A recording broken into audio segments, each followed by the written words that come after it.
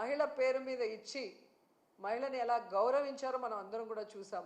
ఎందుకంటే ఒక మహిళ బాగుంటే ఆ ఇల్లు బాగుంటుంది, మహిళ చేతికి డబ్బు వెళ్తే అది సక్రమంగా ఆ కుటుంబం కోసం ఖర్చు చేస్తుంది అన్న నమ్మకంతో ఆయన ముందుకు వెళ్ళటం, అది నిజంగా 100% మన మహిళలు కూడా సద్వినియోగం చేసుకోవడం మనం కళ్ళారా చూసాం. అలాగే రాజకీయంగా చూస్తే 50% నామినేటెడ్ పోస్టులు మహిళలకు ఇవ్వటం జరిగింది. ఈరోజు ఎంతోమంది మహిళలు జడ్పీ చైర్మన్లుగా, మేయర్లుగా, మున్సిపల్ చైర్మన్లుగా, ఎంపీపీలుగా, జడ్పీటీసీలుగా ఇంతమంది బయటకు వచ్చి మహిళల కోసం పోరాడుతూ మహిళలకి రావాల్సిన అన్నీ కూడా జగనన్న ప్రభుత్వంలో ముఖ్యంగా అన్న ఇచ్చిన ప్రతి పథకాన్ని మహిళకి చేరవేసిన ఘనత మహిళకి దక్కిందంటే అది ఒక్క జగనన్న వల్లే. అలా ప్రతిదీ కూడా జగనన్న సహాయ సహకారాలతో మహిళలు తమ చుట్టూ ఉన్న మహిళల్ని ఏ విధంగా సాధికారత దిశగా నడిపించారో మనం కళ్ళారా చూసాం. అలాంటి మహిళలకి ఈరోజు తమకు ఒక సమస్య వచ్చినా, ప్రభుత్వం తమకు మోసం చేసినా ఎక్కడికి వెళ్ళి చెప్పుకోవాలి, ఏం చెప్పుకోవాలో కూడా తెలియని పరిస్థితికి భయభ్రాంతుల్ని గురి చేశారు. ఎవరైనా కూటమి ప్రభుత్వం చేసిన తప్పుల్ని, మోసాల్ని ఎత్తి చూపిస్తే ఇమీడియట్గా వాళ్ళ మీద ఫేక్ కేసులు పెట్టి ఏ విధంగా పోలీసు వ్యవస్థని ఉపయోగించుకొని మహిళల్ని జైల్లో పెట్టిస్తున్నారు, నాయకుల్ని జైల్లో పెట్టిస్తున్నారో మనం కళ్ళారా చూస్తున్నాం.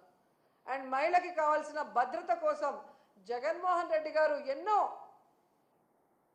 దిశ యాప్ కానీ, దిశ పోలీస్ స్టేషన్లు కానీ, మహిళా పోలీసుల్ని రిక్రూట్ చేయటం కానీ ఎంత పెద్ద మనసుతో చేసి ఆడవాళ్ళని కాపాడుకున్నారో మనం కళ్ళారా చూసాం.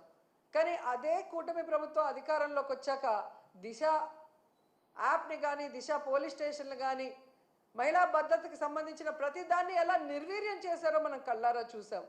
అంటే మహిళ అంటే గౌరవం లేదు, మహిళ అంటే అభిమానం లేదు, మహిళకి చేయాలన్న చిత్తశుద్ధి ఈ కూటమి ప్రభుత్వంలో ఉన్న సీఎం చంద్రబాబు నాయుడుకి కానీ, డిప్యూటీ సీఎం పవన్ కళ్యాణ్కి కానీ, అలాగే హోంమంత్రి అనితకి లేకపోవడం చాలా బాధాకరమని కూడా ఈ సందర్భంగా తెలియజేసుకుంటున్నాను.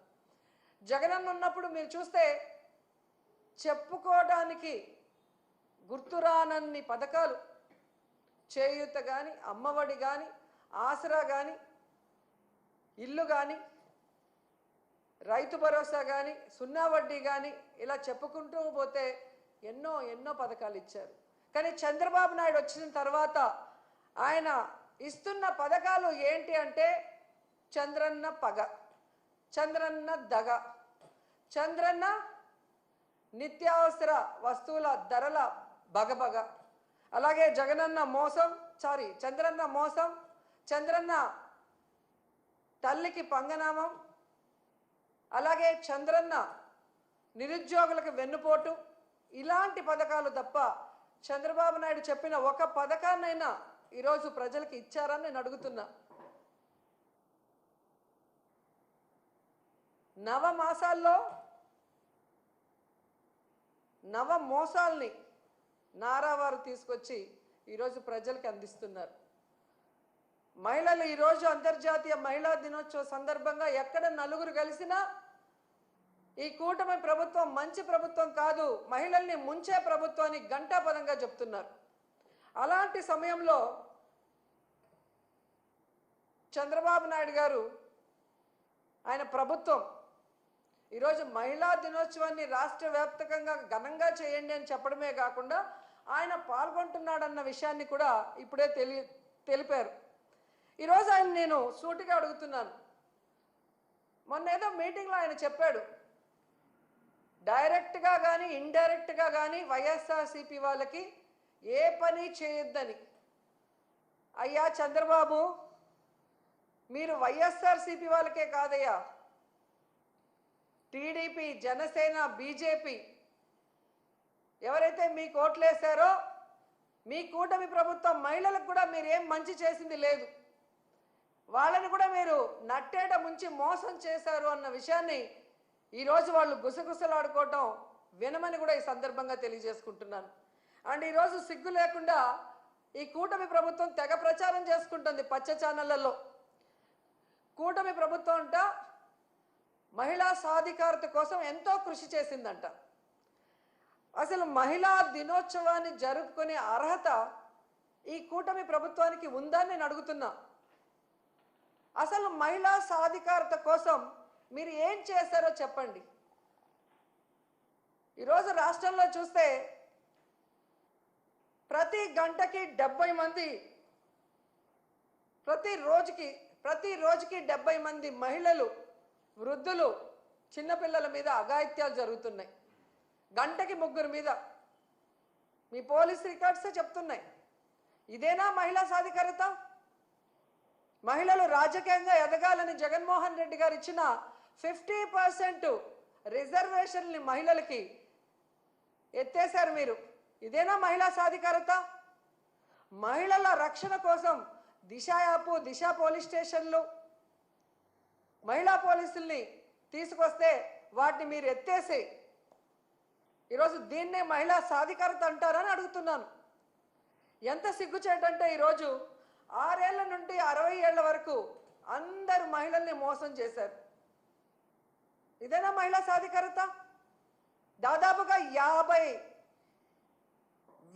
పైగా బెల్ట్ షాపులు పెట్టి ఈరోజు ఆడవాళ్ల పసుపు కుంకాలతో చెలగాట మాడుతున్నావు చంద్రబాబు నాయుడు. ఇదేనా మహిళా సాధికారత?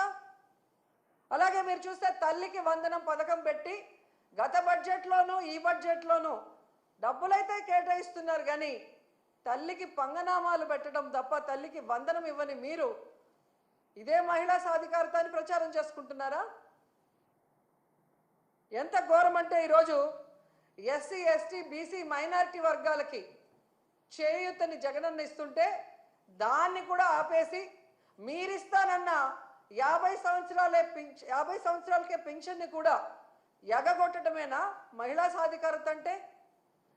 ఎంత బాధాకరం అంటే ఈరోజు వాలంటీర్లో సగానికి పైగా మహిళలు, 1,70,000 మందికి ఈరోజు మీరు 10,000 ఇస్తామని చెప్పి ఆశ చూపించి వాళ్ళని నడి రోడ్డులో తోసేయటమేనా మహిళా సాధికారత అంటే?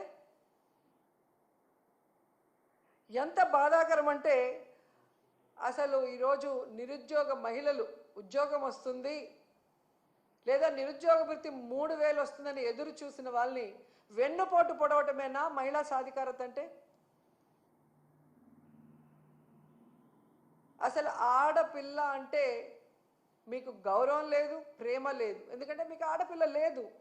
సో ఆడవాళ్ళకి ఇచ్చిన వాగ్దానాల్ని నెరవేర్చాలన్న చిత్తశుద్ధి మీకు లేదు. ఆడవాళ్ళకి రక్షణ కల్పించాలన్న చిత్తశుద్ధి మీకు లేదు. ఆడవాళ్ళని అభివృద్ధిలోకి తీసుకురావాలన్న చిత్తశుద్ధి మీకు లేకపోవడం అనేది ఈ రాష్ట్రంలో ఉన్న మహిళలకి దురదృష్టంగా మారిందని కూడా ఈ సందర్భంగా తెలియజేసుకుంటున్నా. ఎందుకంటే ఈరోజు ఏదో గొప్పగా మహిళలంతా తిరగబడతారనుకొని తెలుసుకున్నాడేమో, కానీ మహిళా దినోత్సవం సందర్భంగా ఆయన ఒక యాప్ని ప్రవేశపెట్టబోతున్నాడు అని తెలిసింది. దాని పేరు శక్తి యాప్, మహిళా భద్రత కోసం అంట. సంతోషం, కనీసం నీకు కొత్త ఆలోచన రాకపోయినా జగన్మోహన్ రెడ్డి గారి ఆలోచనని కాపీ కొట్టి ఈరోజు పేరు మార్చైనా పెడుతున్నందుకు సంతోషం. కానీ పేరుతో సరిదిద్దద్దండి, దాన్ని సక్రమంగా ఇంప్లిమెంట్ చేసి మహిళా పోలీస్ స్టేషన్లని దిశ యాప్ ఉపయోగించి అలాగే మహిళా పోలీసులు ఉపయోగించి మహిళల్ని రక్షించే విధంగా ముందుకు వెళ్ళండి. అలాగే మీరు ఏదైతే యాప్ని ఈరోజు ఇంట్రడ్యూస్ చేస్తున్నారో కేంద్రంలో, రాష్ట్రంలో మీ ప్రభుత్వమే అధికారంలో ఉంది కాబట్టి దానికి చట్టబద్ధత కల్పించండి. అప్పుడే మహిళలకి పరిపూర్ణమైన భద్రత కలుగుతుందని కూడా చంద్రబాబు నాయుడుకి సూచిస్తున్నాం. ఎందుకంటే ఈరోజు మీరు చూస్తే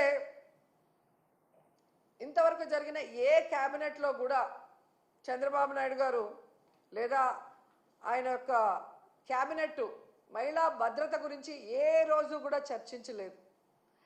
కానీ వ్యాపారులకి, మద్యం వ్యాపారులకి కమిషన్ పెంచడానికి వాళ్ళు క్యాబినెట్లో డిస్కస్ చేశారంటే ఎంత సిగ్గుచేటో ఒకసారి ఆలోచించండి. ఎందుకంటే ఈ మద్యం, గంజాయి, డ్రగ్స్ వల్లే మహిళల మీద దాడులు, మహిళల మీద రేపులు, చిన్నపిల్లల్ని సెక్షువల్ హరాస్మెంటు, ఇళ్లలో భార్యల్ని, తల్లుల్ని గృహహింసకి, ఇవన్నీ కారణం గంజాయి, డ్రగ్స్, మందు. మందును విచ్చలవిడిగా ఫోన్ చేస్తే ఇంటికి డోర్ డెలివరీ చేసే దౌర్భాగ్య పరిస్థితి ఈరోజు చంద్రబాబు నాయుడు గారి ప్రభుత్వంలో ఉంది. సాక్షాత్తు ముఖ్యమంత్రి గారు ప్రాతినిధ్యం వహిస్తున్న కుప్పంలో గంజాయి సాగు ఈరోజు ఎకరాలకు ఎకరాలు జరుగుతుంది. అలాగే ఈరోజు సీఎం గారు నివాసం ఉంటున్న ఈ గుంటూరు జిల్లాలో డ్రగ్స్కి అడ్డాగా మారింది. ఇక హోంమంత్రి అనిత ఇన్ఛార్జిగా ఉన్న వైజాగ్లో ఆ చుట్టుపక్కల గంజాయి సాగు ఎలా తాగుతుంది, డ్రగ్స్కి అడ్డాగా ఎలా మారుతుంది అనేది తెలుసుకోవాలి, సిగ్గుపడాలి, వాటిని అరికట్టాలి. ఎందుకంటే వీటి వల్లే మహిళలకి భద్రత లేకుండా పోతుంది. ఫస్ట్ వీటిని అరికట్టగలిగితే మీరు మహిళలకి ఎంతో మేలు చేసిన వాళ్ళు అవుతారు.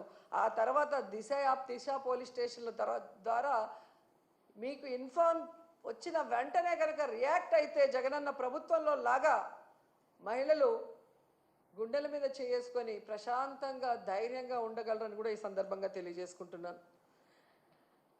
ముఖ్యంగా మహిళా దినోత్సవ సందర్భంగా డిప్యూటీ సీఎం పవన్ కళ్యాణ్ గారిని ఒక 2 క్వశ్చన్లు అడగాలనుకుంటున్నాను. పవన్ కళ్యాణ్ గారు గత 5 సంవత్సరాలు ఊగిపోయి అరుస్తూ మహిళల కోసం ఎంత మాట్లాడారో మనం చూసాం.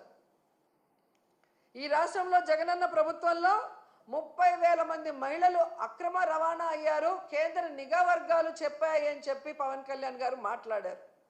మరి ఈరోజు మీరు అధికారంలోకి వచ్చారు కదా, ఆ 30,000 మంది ఎక్కడున్నారో కేంద్ర నిఘా వర్గాలు మీకు చెప్పలేదా?